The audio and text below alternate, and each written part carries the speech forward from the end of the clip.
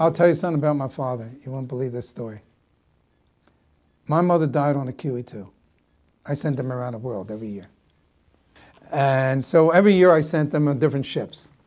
They went on a QE2 and they went on to Rotterdam, they went on this one, and then I sent them on cruises that weren't around the world, that were just, in certain parts of the country, to South America, to see it again, whatever, and see it first time. So my mother dies on the ship.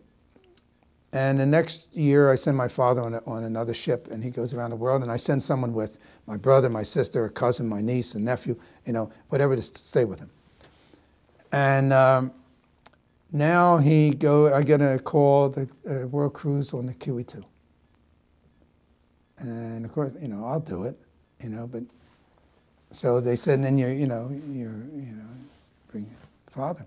So I called him, I said, listen, Lou, I'm going to send you around the world anyway, but I got a shot at the QE2, you can go back. But I don't know how you're going to feel about that. He said, let me think about it. He said, because, everywhere I look at, everywhere I go, it's going to remind me of your mother.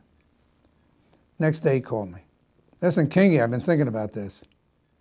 Yes, I'll do it, and I'll tell you why I'm going to do it. Because everywhere I go and everything I see is going to remind me of your mother.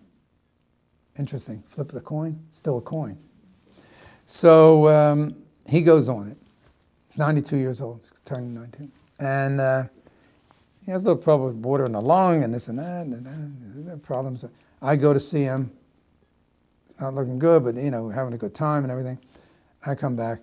So anyway, my father, he gets real sick, and they take him down. The doctor told me this from the QE2. They take him into the same clinic hospital, on the same ship, in the same bed as my mother passed away 2 years previously. Now, my father, the other thing he always told me is always leave them laughing. We would get out of an elevator, strangers are hysterical. Walk out of a store, people are laughing. He never left anything with me ever in my life where they weren't laughing. Street corner with my friends, laughing. You know what I mean? At the bookie place, laughing. Anywhere, pool room, they're laughing. Always leave them laughing, he'd say. Always leave them laughing. And by the way, my tour last year was called Leave Them Laughing.